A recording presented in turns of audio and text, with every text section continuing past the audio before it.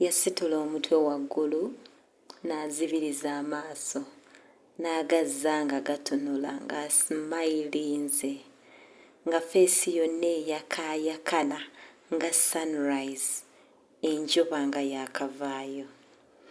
N'agamba ababaka, musobola okkikkiriza nti obubaka bunziseeko obusinga okuba obuwoomu, obusanyusa, obw'omuwendo, kwe kubasomera Suratul Kawthara. Mu Luzungu eyitibwa Abundance, sura ya 18 mu Qur'ani.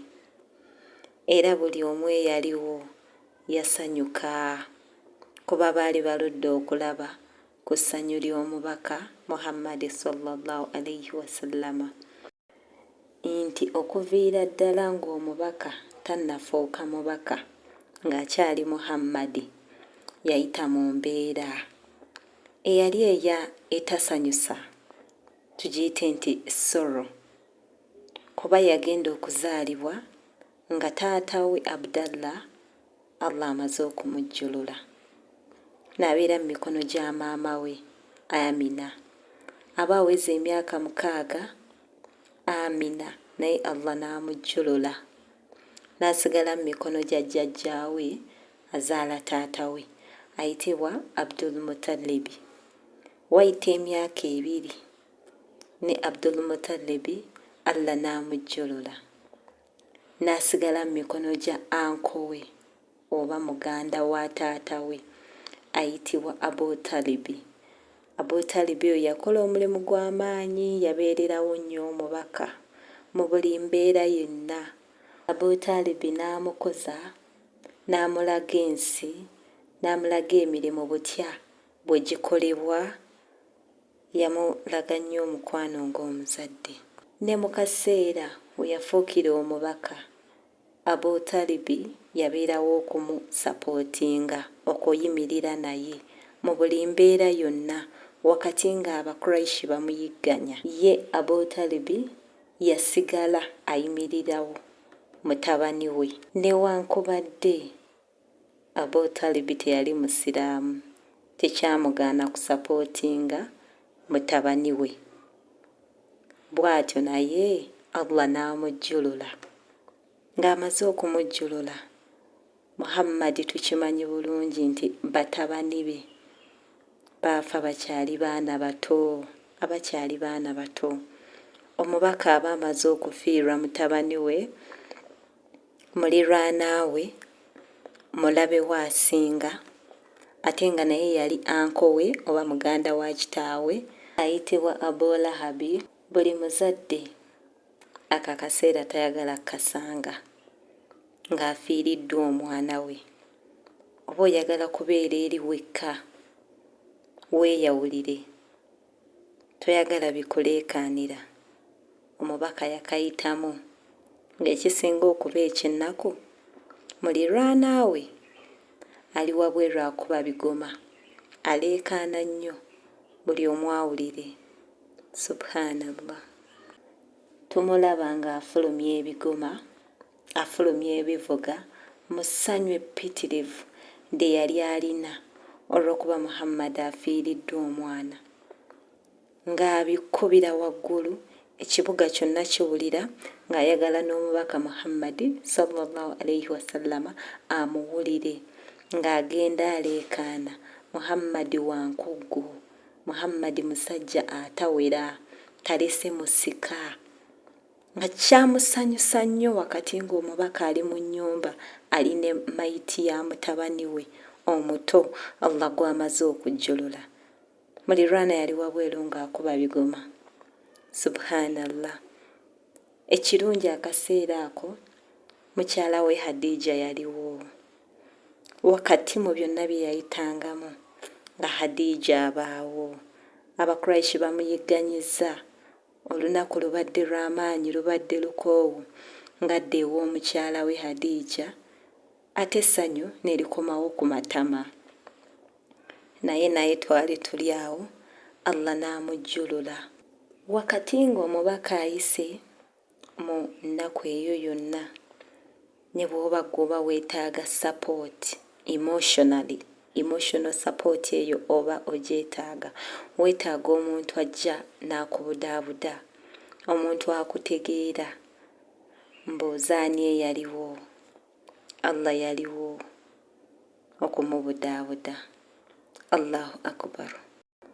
Wakati ng'atudde mu babaka, yasitula omutwe waggulu n'azibiriza amaaso, n'agazza ng'atonola, ng'asimayirinze. Anas ibn Malik atugamba nti nga bw'olaba omubaka ng'asimayirinze toyagala amale, nga ayakaayakana, feesi ng'eyakaayakana ng'omwezi ogwakavaayo. Subhanallah. N'agamba ababaka, musobola okkikkiriza nti obubaka bunseseeko obusinga okuba obw'essanyu, obw'omuwendo, obulaga omukwano, kwe kubasomera Surat al-Kawthara. Buli omu n'awulira essanyu kuba baali baludde okulaba ku simayiri y'omubaka, ku ssanyu ly'omubaka. Lyerina essanyu lye tulina okufuna, lye tulina okuba nalyo nga tubikkudde Qur'ani.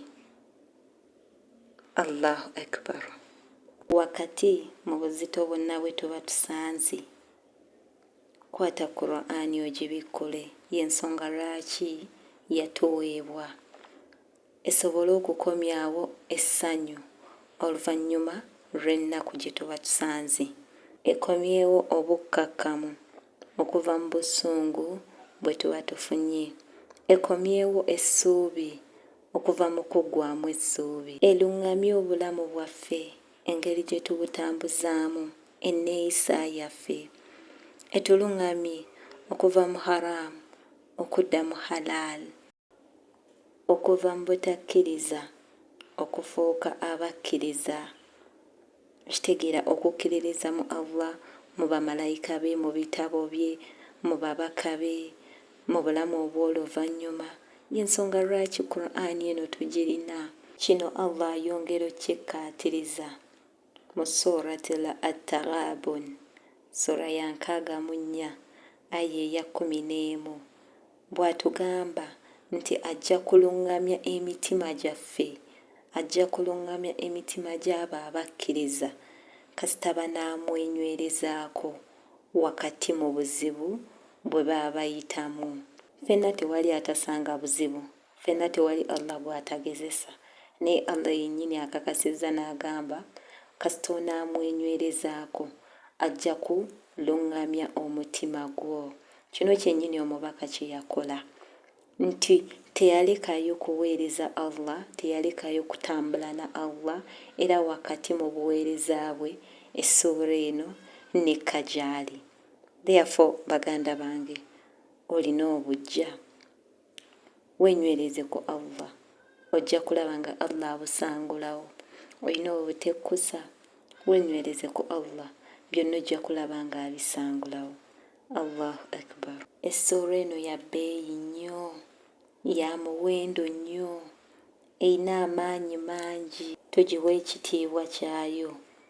Kano kagende erinze naawe nti essuura eno bw'eba yakka ku mubaka ne umma ye yamukkako oba yagikkako, yakka ku basiraamu ffenna, especially abakkiriza, kuba essuura eno eri mu Qur'ani. Qur'ani yakka eri ffe, okitegeera, yakka eri abakkiriza. Bw'eba essuura eno eri mu Qur'an, that means yakka ku ffe. Tugyeyambise nnyo wakati mu buzito bwonna bw'obeera osanze, tugyekwateko, giddiŋŋana okugiwuliriza, okugisoma emirundi n'emirundi, ejja kuggyawo ekyo kyonna ekibadde kikumenya. Biidhin Rahman, katutandike essuura yaffe. Bismillahi rrahmani rrahim. Ku linnya lya Katonda omusaasizi ow'ekisa ekingi. Inna a'taynaaka al-kawthar. Mazima ffe twakuwa ebirungi bingi nga mwe muli n'omugga oguyitibwa Kawthara. Mu birungi ebingi abamanyi batugamba mwe muli Qur'ani. Qur'ani kya bbeeyi nnyo. Mwe muli abagoberezi abatakoma abangi, nti buli lukya abagoberezi b'omubaka Muhammadi sallallahu alayhi wasallama bagenda kubeera nga beeyongera, era batugamba nti ne ku lunaku lwa kiyama agenda kujja nga yasingayo abagoberezi abangi. Mu birungi ebingi mwe muli n'ekifo mu jjana mwagenda okutuuza abantu be, okugattako n'omugga Kawthara. Kawthara kye ki? Kawthara ono gwe mugga ogusinga okuba omunene mu jjana. Gujjudde pearls, amayinja aga luulu, nti baagukola mu mayinja ga luulu wansi wonna n'okugwetooloola. Si gwa ttaka nedda, si gwa musenyu nedda, si gwa bbumba nedda, wabula gwa mayinja ga luulu omugga ogwo. Amazzi gaagwo meeru n'okusinga omuzira, whiter than snow.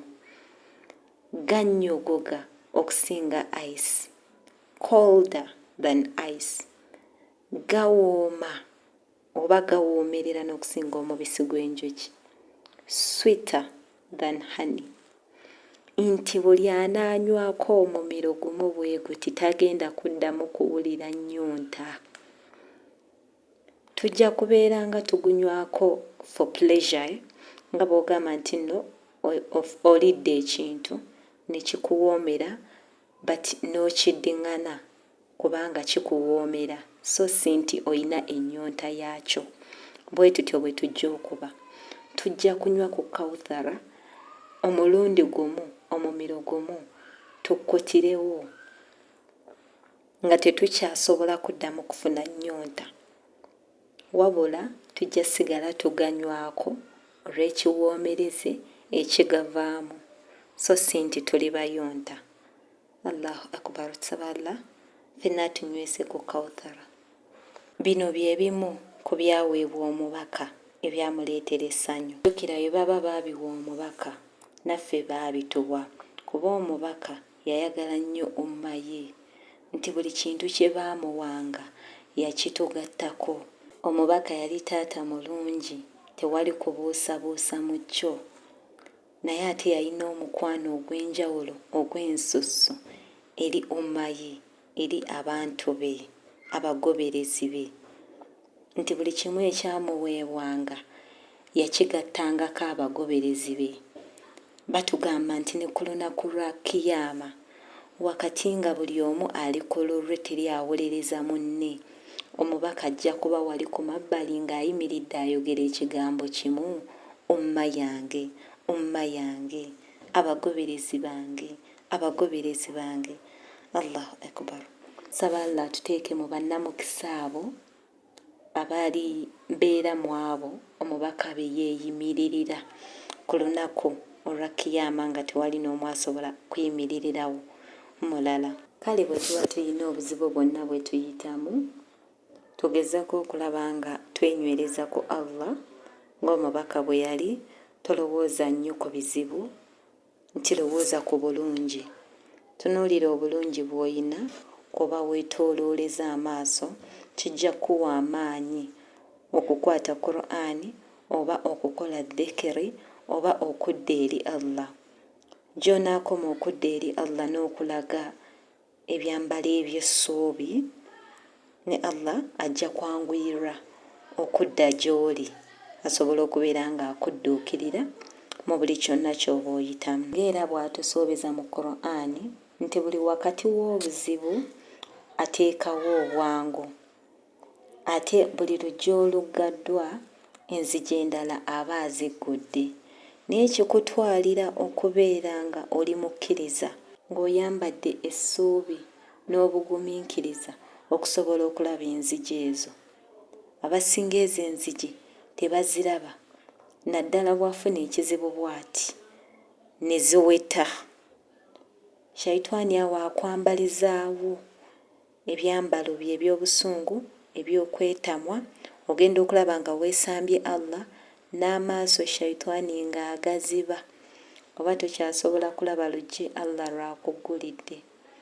Therefore tugezeeko okulaba nga tubeera positive, tubeera n'essuubi n'amaanyi, tugezeeko okudda ewa Allah. Kwata Qur'ani, wuliriza, bw'oba osobola soma Surat al-Kawthar eno giddiŋŋane emirundi n'emirundi, ojja kulaba nga ate Allah akuguliddewo amakubo amalala. Tugendeko aya ey'okubiri. Fasalli lirabbika wanhar. Kale saala ku lwa Mukamaawo esswala 5 osale ne saddaaka oba dhuhiya ku Idi enkulu. Aya eno mu bitabo bye babadde batunnyonnyola bakkaatiriza nti esswala 5, naye nga esswala yonna nnungi ne bwe zibeera za sunna osobola okubeera nga ozigattako. N'okusala tukiraba nti kirungi nga engeri ey'okwebaza, nti tolinda dhuhiya yokka olw'okuba yeewandiikiddwa mu kitabo, wabula gwe olaba ng'olina ekyamaanyi kye weebaliza Allah, osobola okukola ki? Okuvaayo n'okwata ensolo yo n'ogisala mu ngeri ey'okwebaza Allah bw'aba akusitudde ku madaala. Njagala tusooke tulabe nti wano aya egamba saala ku lwa Mukamaawo, so si saala eri Allah, oba kankigambe nti egamba pray for the sake of your master, ku lwa Mukamaawo. Tegamba pray to Allah, wabula egamba saala ku lwa Mukamaawo. Mukamaawo yaani? Oyo atakulekangako, abeera ku ludda lwo saawa yonna, oyo akufaako, afaayo ku ssanyu lyo, ku kubeerawo okwo. Mulaba engeri Allah gy'atulazeemu obulungi bwe. Pray for the sake of your master. Saala ku lwa Mukamaawo, takuvangamu, takulekerera. N'olwekyo tukiraba nti kino kye kirina okukolebwa bw'oba ofunye ekikusanyusizza oba ng'ofunye essanyu. Saala n'okutoola saddaaka oba okusala saddaaka. Kati ekibuuzo ekiri wano nti lwaki baayogerako 2 byokka? Ebirungi bingi, waliyo okusiiba, waliyo okuwa zaka, waliwo okugenda ku nnyumba ya Allah. Lwaki 2 aya bye yayogera? Kusaala na kusaddaaka, prayer and sadaka. Ensonga zino, esswala ye maama w'ebikolwa ebirungi ebisinza Allah. Mukitegeera? Ebikolwa ebirungi bye tukola mu kusinza Allah, maama waabyo ye swala. Lwaki? Kubanga esswala egatta bingi. Mu swala tutoola dhikiri, tutendererezaamu Allah, tusoma Qur'ani, tusiibiramu kubanga obeera mu swala obeera tolya, tuvunnamiramu Allah, tukola sajida, tusomeramu edduwa. Nti ogenda okwekanga ng'ebikolwa byonna bye tusinzizaamu Allah oba bye tutenderezaamu Allah, esswala ebigatta byonna. Allahu akbar.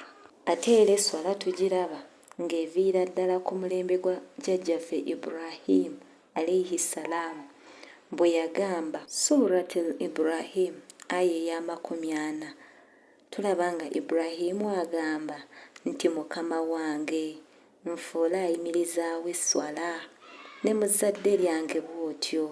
Mukama waffe kkiriza okusaba kwaffe. Ne saddaaka ye maama wa sacrifice, mother of all sacrifices. Ye saddaaka, okwerekereza ng'ojja mu ebyo Allah byakuwadde. Aye tugamba ku saddaaka kisinga kuba kirungi, ekinene mu ngeri y'okwebaza. Era tukiraba nga Ibrahim alayhi salaamu yali agenda kuwaayo omwana we Ismail, bw'atyo Allah nassa endiga n'asaddaakamu endigira. Allah n'amugamba nzikiriza okwebazaako. So ndowooza mulaba nti Obusiraamu tebuva mu bbanga ne bugwa. Tutambulira ku legase ya Ibrahim alayhi salaamu, olukululo oba omukululo gwa Ibrahim alayhi salam, kuba byonna nga we byalagirwa mu aya eno nga bikka eri omubaka Muhammadi sallallahu alayhi wasallama, tubiraba nga byaviira ddala mabega ku jjajjaffe Ibrahim alayhi salam. Kati abo abagamba nti nno nabo bagoberera Ibrahim ate nga bo tebasaala ne saddaaka tebabimanyi, simanyi Ibrahimu ki bo gwe bagoberera, kuba ffe Ibrahimu gwe tumanyi era gwe tugoberera eyava ewa Allah waffe. Bye tukola byennyini byaviira ddala ku mubaka Ibrahim alayhi salam, era yalagirwa okubeera ng'akola ki? Abikola abiyimirizaawo. Aya eno tugiraba nga twongera okugijjuza mu biseera bya hajji, kuba hajji oba hijja tugitandika na swala, ne tukolawo dhikiri, kutendereza Allah, dduwa, neekomekkerera na saddaaka, tukomekkerera tusaddaasi. Allahu akbar. Ndowooza tulabye engeri esinga okwebaza Allah, swala na saddaaka. Kati eswala tutandika okugiwa ekitiibwa, baganda bange, tulekeraawo okugitwala ng'ey'empaka. Ontegeera, oli eswala n'etuuka n'adduka mu kasonda wonna wadduse, tajjukira na kujjukira oba wudhu agiina oba tagiina, ye agenda kusaala. Bw'aba akuyambye n'ajjukira okutunula kibula gy'eri, alhamdulillah, niiya yo gy'evudde oluusi teba nawo, wabula ye asaala kweggyako. Abasinga tetujjukira oba twanaabye olunaaba olw'okutukula. Bwe tujja ku bakyala tetujjukira ngoye oba ziina wudhu oba abaana baazifukidde, oba twambadde engoye eza halaali nti mpanvu oba nnyimpi. Osanga oli ng'ali mu mpale naye ayimiridde mu swala asaala. Swala tutandika ogiwa ekitiibwa, basiraamu. Abalala eswala tugi associatinga na punishment, era oli akugamba nina okusaala kubanga jahannama mmutya, nina okusaala kubanga Kabuli enninze. Okitegeera nga tasaala kubanga awoomerwa oba nti asiima Allah, wabula asaala asobole okwewonya ebinaamutuukako. Subhanallah. Baganda bange, eswala tugiwa ekitiibwa kubanga aya eno omugugu gwe yawewula ku mubaka tugulabye nga gwali mugugu gwa maanyi, tegwetikkika. Ate nga naffe bwe tugisaala erina bingi byetutoowololako. Ng'ojja oyimirire mu swala ne nniiya ennungi, ojja genda okugivaamu ng'owulira oyina emirembe egy'amaanyi. So Allah yagituwanga engeri ey'okwebaza era tugiwa ekitiibwa. Insha Allahu ta'ala katugende ku aya eddako. Inna shani'aka huwal abtar. Mazima oyo omulabe wo akuvumaganya ye w'enkuggo, talina ssuubi lya kalungi konna mu bulamu obw'oluvannyuma. Nti abo abakuyigganya, abo abayigganya obusiraamu, abo abakulwanyisa, oyo muliraanaawo Abu Lahabi, abo ba Abu Jahali, obulamu bwabwe mbukomezza. Don't even think about them. Tobalowooza nako, bye bakola tobitunuulira, tobasomera na dduwa kubanga mbamanyi, gwe kola bibyo, bakumenyera bwereere. Okitegeera? They are not worth it. Tebakuyamba, tebakugasa, tobalowooza nako, gwe kola bibyo, fokasinga ku nze. Nze buli kimu ngenda kitereeza, ngenda kissa mu nkola, ngenda kissa mu nteekateeka, bindekere, byonna biri mu mikono gyange. Baganda bange, ebigambo bisala n'okusinga eccupa gye bakutemye.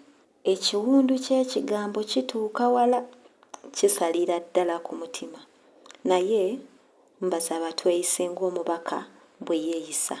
Omubaka yali tannaba na kusomera Abu Lahab dduwa. Bonna abaamuyigganyanga yali tannaba kubagamba Allah, naye Allah yamulaga mu eno aya nti mbamanyi era ŋŋenda kudiiringa nabo. Okitegeera? Eno aya yokka yali emala okutulaga nti nno Allah agenda kudiiringa ne Abu Lahab wamu n'abatuyigganya oba abayigganya obusiraamu. Naye olw'okuba Allah yalina obusungu obukambwe obw'amaanyi eri Abu Lahab, yayongera nassa essuula nnamba Surat al-Masad ng'alaga ekibonerezo ekigenda okutuuka ku Abu Lahab, okuyigganya kwayigganyizaamu omubaka. So tukimanyi nti nno balabe baffe Allah abeera abalaba. Gwe ky'oba okola fokasinga ku Allah wo, wenywereze ku Allah wo. Ebisigadde byonna agambye ajja birabirira. I'll take care of it. Kati baliwa? Abu Lahab aliwa? Abu Jahali aliwa? Baatambuliranga ku nsi nga balaba ensi yaabwe, nga balinnya tebalinnya, nga balina obufuzi n'obuyinza obwa buli kimu. Naye kati laba bonna baasaanawo, n'ebyabwe byonna ne bisaanawo. Ate ne ku lunaku lw'enkomerero Allah atugamba nti bagenda direct mu hellfire, mu jahannama. Ensi tebagiwangudde, kyokka n'obulamu obw'oluvannyuma bubasaze. Omubaka gwe baajereganga, gwe baayisangamu amaaso, nakati ebitabo bitugamba ye most followed, beloved, respected human being eyali abaddewo ku nsi. Ye muntu up to today paka sawa y'akaakati asinga okubeera ng'agobererwa, ayagalwa, aweebwa ekitiibwa bukyanga abantu babaawo. Mu history y'abantu, Muhammad yasinga okubeera nga agobererwa, aweebwa ekitiibwa, ayagalwa mu nsi yonna, mu nsi yonna. Allahu akbar. Ate nga ne ku ahira tumulabanga Allah amuwadde ekifo ekisinga okuba ekirungi. Subhanallah. Okwejjukanya ku bimu bye tuyizeemu nti tuyiga obugumiikiriza wakati w'obuzibu bwe tuba tusanze. Tulaba ng'omubaka Muhammad ebizibu bye yayitamu byali by'amaanyi naye yagumiikiriza paka Allah we yamuwa essuura eno Surat al-Kawthara. N'ebirungi bingi ebyogeddwa nti nno byamuweebwa, ate ebiba byamuweebwa naffe byatuweebwa. Omwali Qur'ani baagiwaffe, ekifo mu jjana baakiwa abakkiriza. Omubaka Muhammad mwagenda okutuuza umma ye. Kawthara baagiwa abakkiriza. Therefore buli w'oba osanze obuzibu, tunuulira ekirungi kyonna ky'olaba ekikwetoolodde. Kw'oba oyimirira oyongere okwebaza Allah, Allah ajja kwongera. Bw'oba gw'olaba tolina kale kirungi ky'olaba kikwetoolodde, tunuulira Qur'ani gy'oyina, tunuulira eno Surat al-Kawthara. Ebirungi byonna ebyaweebwa omubaka byonna byatuweebwa. Okitegeera? So twekwate ku ebyo, ojja kulaba nga ate Allah akola ki? Allah abeera ng'akwongera. Biidhni Rahman. Ekirala tugenda kugezesebwa. Ng'omubaka naye we tulaba nti nno yagezesebwa. Ebigezo eby'amaanyi bijja tujjira. Naye kye tulina okumanya nti Allah tatugezesa tubeere nga tubonaabona, nedda. Atugezesa tusobole okumusemberera. Okitegeera? Alabe ani anaaba omugumiikiriza, ani anaasobola okugumiikiriza n'amusemberera okudda gy'ali. Ekirala nti bwe tuba tufunye obulungi bwonna twebaze nga tukozesa esswala ne ssaddaaka. Kya muwendo nnyo okubeera nga essanyu lyo erisheyaringako oba oligabanako ne Allah. Ate esswala tetwekwata ku sswala 5 zokka, wabula tugatteko ne zissunna bwe tuba tusobodde. Abeera asobodde 5 ziyimirizeewo nga katala, naye asobodde okugatta ku ssunna nazo zigatteko. Swaddaaka banange okusaddaaka kirungi. Bakyala bannange tuzaala abaana, bwe tumala okuzaala ne tukuza birthday ku birthday after birthday. Akiika tulina okugisala, omwana tumusalire akiika, tetwekwata ku dhuhiya yokka. Dhuhiya gisale, alina obusobozi obugisala, naye ne bw'oba osobodde mu kifo kya birthday salamu akiika, omwana omusalire akiika, tusobole okubeera nga tugabana essanyu lyaffe ne Allah, kubanga aya nnamba eyakka ng'eraga engeri ey'okwebazaamu. So kyamuwenda tetukiraba kiviira ddala ku mubaka Ibrahim alayhi salaam, tekigwa bugwi, kiviira ddala wala. So tufube okulaba nga tubiyimirizaawo. Ekirala nti ebiseera ebisinga tetwetaaga na kusobera balabe baffe dduwa, fokasinga ku Allah wo. Ky'olowooza kye kigenda okulya omutima gwo. Therefore gy'okoma okulowooza ku balabe bo, gy'okoma okubeera nga weerabira Allah wo. Kati tufube okulaba nga byonna bye batuyisaamu tubizza ku mabbali ne tufokasinga ku Allah, kuba ye Allah atulaze nti buli kimu ekiba kigenda maaso mu bulamu bwaffe abeera akola ki? Abeera akiraba era akimanyi. Tekitawaana kumalira budde, totawaana ku revenginga, totawaana kusoma dduwa, totawaana kuyomba. Gwe fokasinga ku Allah wo, kasita onaamufokasingako nakiri ajja kukikugirawo. Wakati mu bingi n'ekisembayo kiri nti buli w'owulira ennaku, buli w'obeera saadi, buli w'obeera nga essuubi likuweddemu, weekwate ku Qur'ani. Surat al-Kawthar eno giwulirize nnyo, gisome nnyo, ne Qur'ani enamba in general. Ojja kulaba ng'ekizibu Allah akikugiddewo, ng'akyeruddewo. Nze mbakakasa, inshallah ta'ala, tusabe Allah atunywereze ku bigambo bye ne ku Busiraamu in general. Assalamu alaikum wa rahmatullahi wa barakatuh.